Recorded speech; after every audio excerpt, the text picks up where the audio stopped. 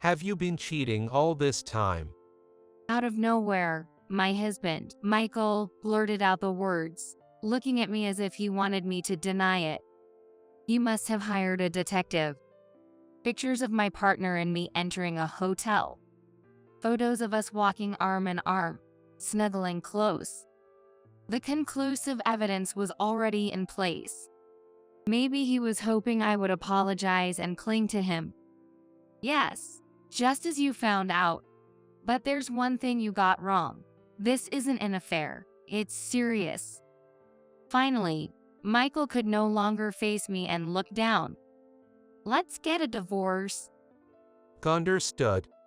After a brief pause, Michael nodded slowly in response to my final push. Michael and I, who both worked for a major company, met at a company social event and married after a workplace romance, despite being in different departments. Struggling with the demands of my sales job, I chose to become a stay-at-home mom following my marriage, relishing my newfound freedom. Perhaps it was this stress-free life that blessed me, as 2 years into our marriage I was pregnant, and soon after, I gave birth to our son, Kevin. A stable income from my husband and a darling son. It seemed like the perfect marriage everyone would envy. However, having a child completely transformed my carefree life as a housewife. Just feeding him every 3 hours was tough, not to mention his frequent fussiness and inability to nap. With severe nighttime crying, many nights were sleepless. Despite hearing that it gets easier after a few months, I was then faced with daily trips to the doctor for checkups and vaccinations. My life was wholly consumed by childcare with no time for myself. Michael tried to help when he was home, but he couldn't take time off work, which I understood, but it didn't feel very supportive at the time. I might have been experiencing postpartum depression in hindsight. Staying home with Kevin felt suffocating, and I was reaching my breaking point. I no longer felt affection for Kevin. Around the time Kevin turned 1, I told Michael I wanted to go back to work. Surprised, as he knew I had chosen to be a stay-at-home mom, he respected my decision. Until I settled into my job, Michael decided to take paternity leave. With my previous experience, I returned to a sales position through a mid-career hire at a small company. Working felt easier than being home with Kevin.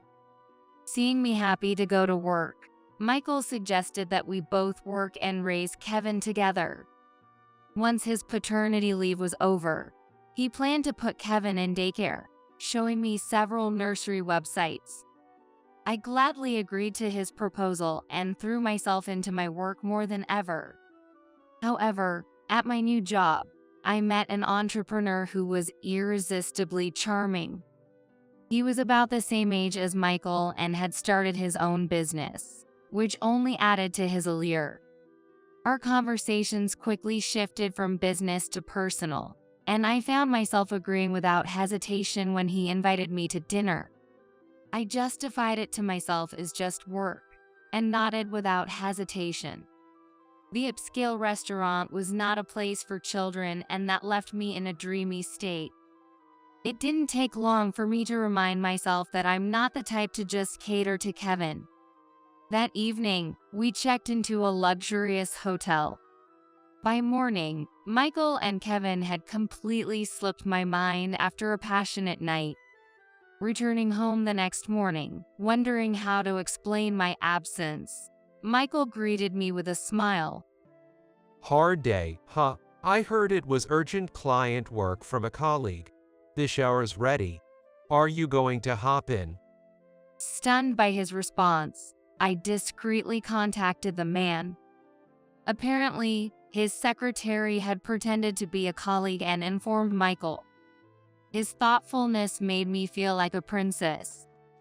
And so, I fell deeper into the affair.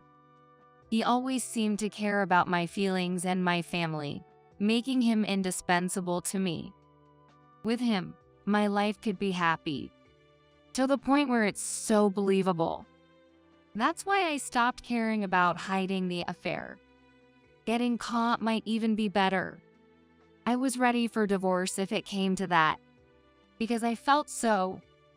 Michael accusing me of infidelity came at a surprisingly welcome time. He said he wouldn't demand alimony even if we divorced. Just give me custody of Kevin and this condo. Filled with hellish memories with Kevin, I was more than happy to let Michael have this place.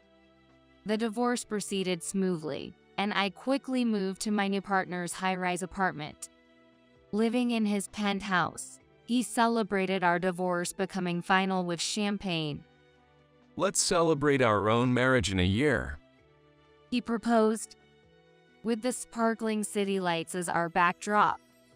I felt like I had captured everything the world could offer.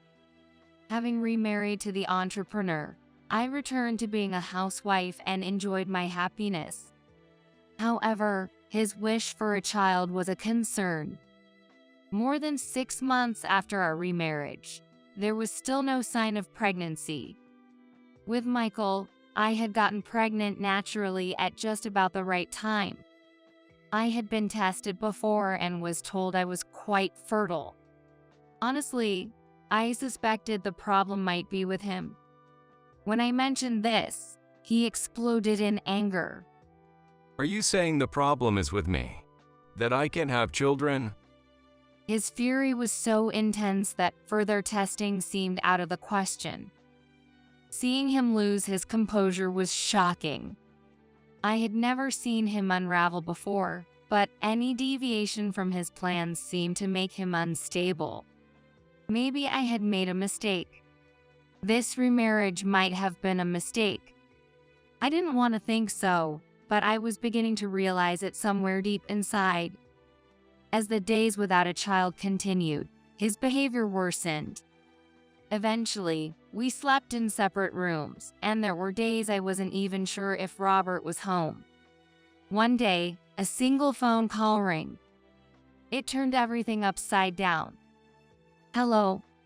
Are you his wife? I'm not sure if I can still call you that. I'm pregnant with his child. He knows and has acknowledged it. It's a boy, due in a few months. I wanted to believe it was a lie, but the likelihood of his infidelity was high. His frequent absences had become the norm.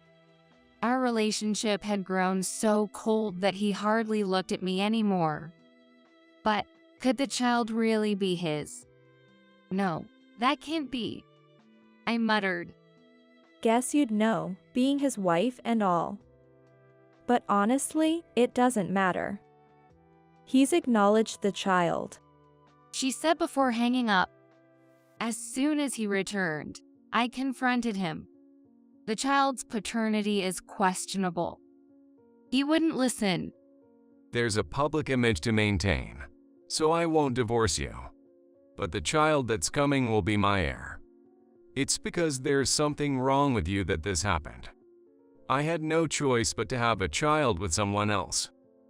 I was furious at him for justifying his affair, but I was too scared to let go of this lifestyle. Even knowing I wasn't loved, I couldn't resist the allure of living freely surrounded by luxury. But then he said, You'll take care of the upcoming child and his mother as a nanny. Despite being the legal wife, you can have children and just keep spending money. It's time you took some responsibility. What? Taking care of a child not related to me by blood? And the woman from the affair? Could there be anything more humiliating? It felt like I could hear a baby crying in the distance, and I was scratching at my throat. It's painful. I can't breathe. Overwhelmed, I left the house without caring about his shouting. Where did I go wrong? Before I knew it, I had reached the condo where I used to live with Michael. The scenery hadn't changed, and there was a strange comfort in it. I had hated that room so much, yet now I found myself missing it. Thinking back, Michael had always considered my feelings first, whether I chose to be a housewife or to work. Even when we were trying to have a child, he went for tests with me and said, "It's okay whether we have one or not." If I asked for help, wouldn't Michael help me? Suddenly, I felt a glimmer of hope.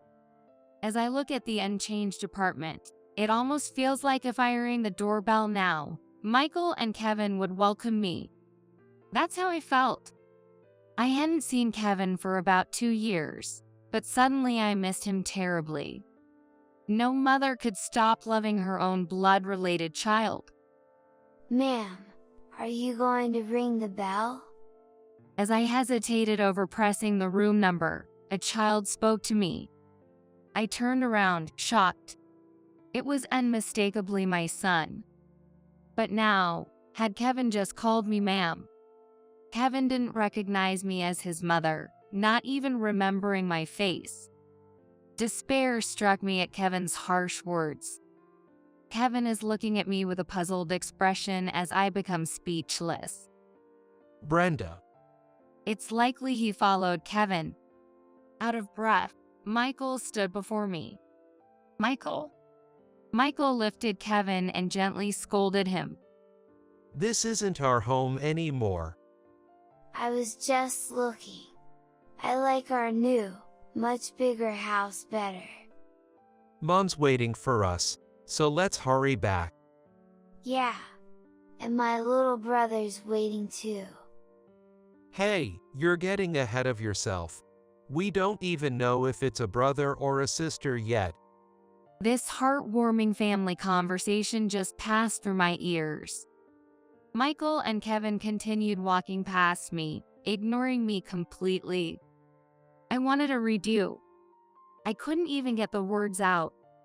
Michael had sold the condo full of memories, remarried, and now they're expecting another child.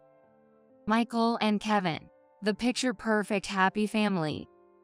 I was supposed to be part of that too. Why did I make the wrong choice back then?